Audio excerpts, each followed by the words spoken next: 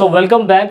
Globalisation class 10th का आपने globalisation and Indian economy के बारे में पढ़ा था। वीडियो का पहला पार्ट हमने अपलोड किया था और उसमें काफ़ी कुछ हमने समझाने की कोशिश करी थी। And now this is second part. अगर आपने ग्लोबलाइजेशन के ऊपर पहला पार्ट नहीं देखा है तो आप ज़रूर जाके वॉच आउट करिए। मेरा नाम विजय है। ये पाठशाला में आप सभी लोगों का बहुत बहुत स्वागत है। और अभी हम आगे करने जा रहे हैं। हमने ग्लोबलाइजेशन के सिनेरियो के बारे में काफ़ी कुछ पढ़ने की कोशिश करी थी और हमारा अगला पार्ट जो होना था स्टार्ट, वो आपका यहाँ से स्टार्ट हम इसको करने जा रहे हैं। अगर आप अभी तक नहीं देखा है आपने वो पार्ट तो ज़रूर देखने की कोशिश करिएगा दोस्तों। यहाँ पर अब टॉपिक है हमारा foreign trade and integration of market. देखो इतना तो हमें अच्छे तरीके से पता है, फॉरेन ट्रेड का मतलब जो होता है दोस्तों वो होता है विदेशी व्यापार। फॉरेन ट्रेड अगर हम आज से नहीं बहुत पुराने टाइम पीरियड पे देखें तो हमने ये भी देखा था कि इंडस वैली सिविलाइजेशन, जिसे हम हड़प्पा सभ्यता बोलते हैं, क्या बोलते हैं, हड़प्पा सभ्यता, यानी कि आज से 3000 BC के टाइम पीरियड में, मतलब काफ़ी पीछे का टाइम पीरियड है। अगर हम इतिहास में देखें तो हम लोग काफ़ी लंबे समय से इंडिया और साउथ एशिया की मार्केट, ईस्ट या वेस्ट की मार्केट, काफ़ी बड़े लेवल पर व्यापार किया करती थी। इसका मतलब ये कि फॉरेन ट्रेड पहले भी होता था और हमारी मार्केट जो थी वो एक साथ जुड़ी हुई थी, मतलब इस टाइम पीरियड पे थी। और हमारे पास प्रूफ भी थे इसके। वीडियो के पहले पार्ट में मैंने आपको इमेज भी दिखाई थी, सब कुछ दिखाया था। लेकिन फॉरेन ट्रेड आज की डेट में क्या कहते हैं, डोमेस्टिक मार्केट, यानी कि हर एक कंट्री के डोमेस्टिक प्रोडक्ट तक पहुंच चुका है। पहले क्या होता था कि मान लीजिए कि बाहर की किसी कंट्री के अंदर कोई हाथी के दांत है, मान लीजिए वो सिर्फ उसी देश में मिलते हैं, उस देश से फिर यहाँ पे दूसरी कंट्री में आते हैं। एग्जाम्पल के लिए जब ताजमहल बनाया गया था तो जर्मनी के कितने पत्थर जो थे दोस्तों वो बाहर से मंगाए गए थे।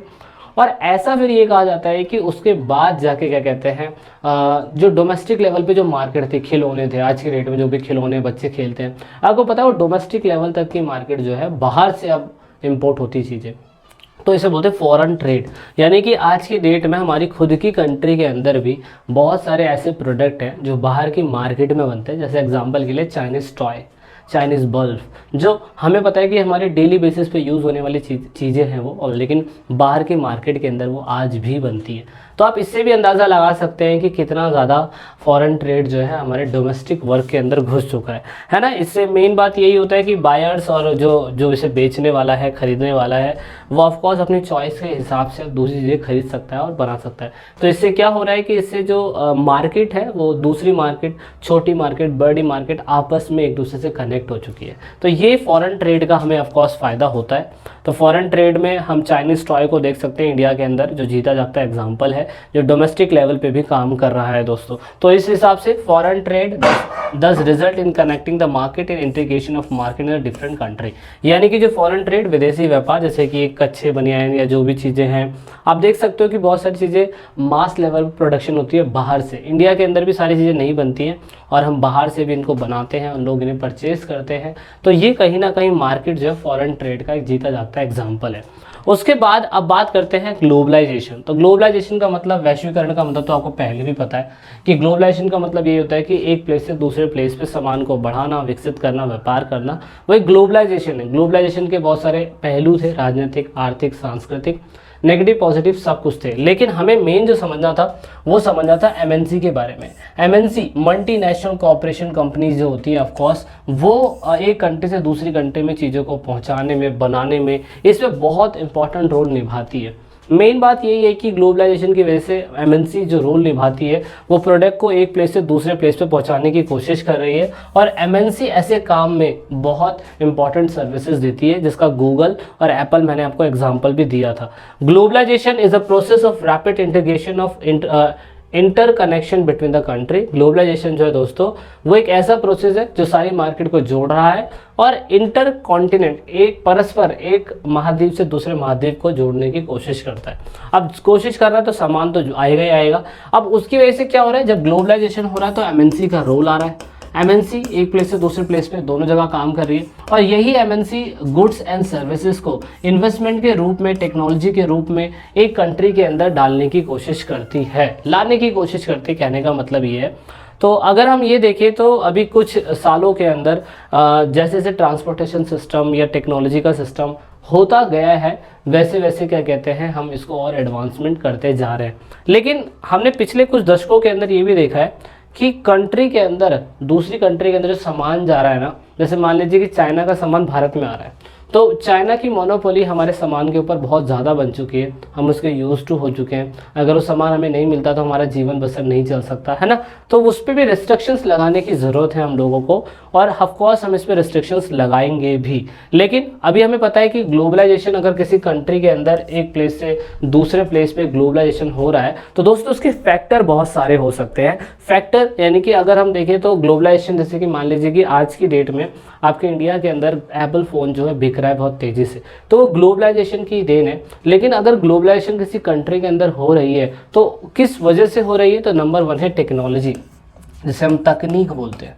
तकनीक दोस्तों, तकनीक ही एक ऐसी चीज़ है जिसकी वजह से ग्लोबलाइजेशन बहुत तेज़ी से हो रहा है। तकनीक में हम कह सकते हैं कि हमने इम्प्रूवमेंट करा है ट्रांसपोर्टेशन सिस्टम में, टेक्नोलॉजी में। हमने फास्टेस्ट डिलीवरी के लिए हमने जो भी पॉसिबल चीज़ें हो सकती है लोवेस्ट कॉस्ट में, बहुत कम पैसों में, हमने उसको बढ़ाने की भी कोशिश करी है।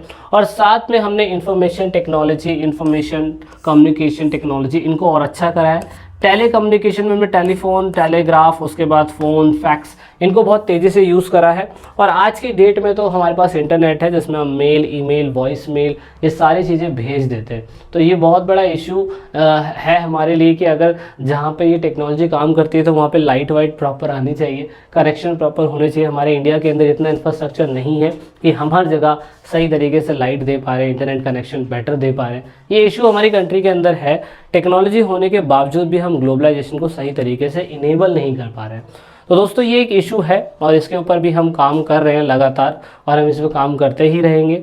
अब मेन बात ये था कि हमने जब देश आज़ादी ली, दोस्तों जब हमने आज़ादी ली, तो आपको पता होगा कि 1947 से पहले हमारे देश के अंदर सामान जो था, हमारा ही देश प्रोडक्ट करता था रॉ मटेरियल। हम रॉ मटेरियल जो थे अंग्रेज़ों को बेच दिया करते थे, और अंग्रेज़ जो थे इस रॉ मटेरियल को अच्छे प्रोडक्ट में बना के हमारे इंडिया में बेचते थे, जिससे अंग्रेज़ों को बहुत फ़ायदा होता था। लेकिन जब हम लोग आज़ादी मिली हम लोगों को, तो हमने बाहर की कंट्री के ऊपर रिस्ट्रिक्शंस लगा दिए। हमने कहा कि हम बाहर के क्या कहते हैं सामान नहीं खरीदेंगे, और अपना बाहर की कंट्री को सामान अपनी कंट्री में बेचने भी नहीं देंगे, और इसे हमने बोला ट्रेड बैरियर। ट्रेड बैरियर का मतलब होता है कि जो भी ट्रेड, ग्लोबलाइजेशन जो भी हो रहा है उस पर बैरियर लगा देना। बैरियर मतलब कि रोक लगा देना। तो हमने रोक लगाई। क्यों रोक लगाई? क्योंकि हमारी कंट्री के अंदर जो प्रोडक्शन हो रहा था, जो सामान बन रहा था, वो सामान खुद ही हमारे लोगों को क्या कहते हैं सही तरीके से नहीं मिल पा रहा था। और इसकी वजह से, ट्रेड बैरियर्स की वजह से दोस्तों रिस्ट्रिक्शंस लगी, और इस रिस्ट्रिक्शंस की वजह से हमारा धीरे धीरे डेवलपमेंट होने लग गया। 1950-60 तक तो हमने क्या कहते हैं रिस्ट्रिक्शंस लगाए रखा। कुछ कुछ स्टेजेस पे हमने रिस्ट्रिक्शंस को ख़त्म करा, लेकिन फाइनली 1991 के अंदर जाके हमने पूरी तरीके से सारे रिस्ट्रिक्शंस को ख़त्म कर दिया। और इस टाइम पीरियड पे हमने LPG की नीति अपनाई। LPG मतलब होता है, L मतलब लिबराइजेशन, P मतलब प्राइवेटाइजेशन, G मतलब ग्लोबलाइजेशन।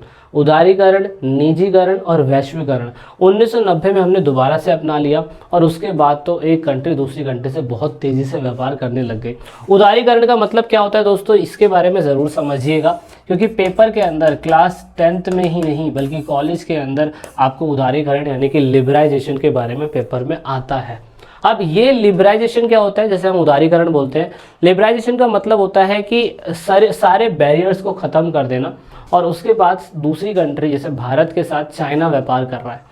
1947 में व्यापार नहीं करता होगा, 50 तक नहीं कर रहा था, पर 1991 के बाद उन्होंने बहुत तेज़ी से व्यापार करने लग गए। और व्यापार करने का मतलब होता है कि बाहर का, उनकी कंट्री का कोई सामान हमारी कंट्री में आ रहा है तो उसमें हम सीमा शुल्क जो होता है, कस्टम ड्यूटी, वो नहीं लगाएंगे। और ऐसी व्यवस्था को हमने लिबराइजेशन कहा। आज की डेट में लिबराइजेशन, उदारीकरण आज की डेट में है, ठीक है। लेकिन सरकार ने किसी चीज़ों के ऊपर अभी भी रिस्ट्रिक्शंस लगाई हुई है, तो उस पर तो लगाना ज़रूरी है ही। तो अब बहुत रैंडमली एक चीज़ नहीं हो सकती, बहुत सारी चीज़ें वो हो सकती है, तो उसके ऊपर हम डिस्कशन नहीं करेंगे। और फिर है हमारा आगे, ये हो गया, ठीक है। अभी रिस्ट्रिक्शंस जो है, अब दूसरा ये रहा, अब जो भी नियम तय करता है एक कंट्री का दूसरी कंट्री से व्यापार करने का, वो है WTO। इसे बोलते हैं वर्ल्ड ट्रेड ऑर्गेनाइजेशन। दोस्तों ये वर्ल्ड ट्रेड ऑर्गेनाइजेशन कब बना, ये मुझे कमेंट करके बताना। क्लास 12 की पॉलिटिकल में मैंने पहले भी बताया हुआ इसके बारे में। उसके बाद इंटरनेशनल ट्रेड करता है ये, ऑफ कोर्स 160 कंट्रीज के साथ जुड़ी पड़ी है। और यहाँ पर अगर आप देखें तो यहाँ पे इसका मेन काम होता है रूल्स एंड रेगुलेशंस को बनाना, ठीक है। WTO का मेन काम क्या होता है, अगर एक कंट्री दूसरी कंट्री के साथ नियम और व्यापार कर रही है तो नियम बनाने का काम इसका। जैसे मान लीजिए कि चाइना अगर इंडिया से व्यापार कर रहा है और मान लो चाइना व्यापार में कुछ भी उल्टे सीधे चीज़ें कर रहा है, तो इंडिया जो है WTO को बोल सकता है कि व्यापार के नियमों का उल्लंघन चाइना कर रहा है। तो ऐसा होता है और WTO ये काम करता है। ठीक है, तो ये WTO काम करता है। और आज की डेट के अंदर जो ग्लोबलाइजेशन है इंडिया के अंदर क्या प्रभाव डाल रहा है, तो दोस्तों ग्लोबलाइजेशन इंडिया के अंदर एक प्रभाव नहीं डाल रहा है, बहुत सारे प्रभाव डाल रहा है। जिसमें से मैं ये कह सकता हूँ मेन जो आपको समझना है, वो मेन समझना आपको ये कि ग्लोबलाइजेशन की वजह से लोगों को अपॉर्चुनिटी मिली है, लोग काम की तलाश में, सर्विस की तलाश में दूसरे प्लेसेस पे जा रहे हैं। IT सेक्टर हमारे इंडिया के अंदर, दूसरा ऑटोमोबाइल सेक्टर ग्लोबलाइजेशन की वजह से बहुत बूस्ट कर रहा है। हमारी कंट्री के अंदर डेटा ऑपरेटिंग और उसके बाद इंजीनियरिंग टास्क लोग काम करने के लिए बाहर भी चले जाते हैं। तो इम्पैक्ट पॉजिटिव नेगेटिव सब कुछ है, एक नहीं कह सकता मैं कि एक ही इम्पैक्ट हमें देखने को मिलता है। पॉजिटिव नेगेटिव बहुत है। MNC पिछले 20 साल से हमारी कंट्री के अंदर इन्वेस्ट कर रही है। ऑफकोर्स वो अपना फ़ायदा देखती है, लेकिन हमारे लोगों को भी इससे फ़ायदा हो रहा है। इलेक्ट्रॉनिक से लेके, पिन से लेके, जहाज़ से लेके सारे सामान हम बाहर से भी खरीद लेते हैं।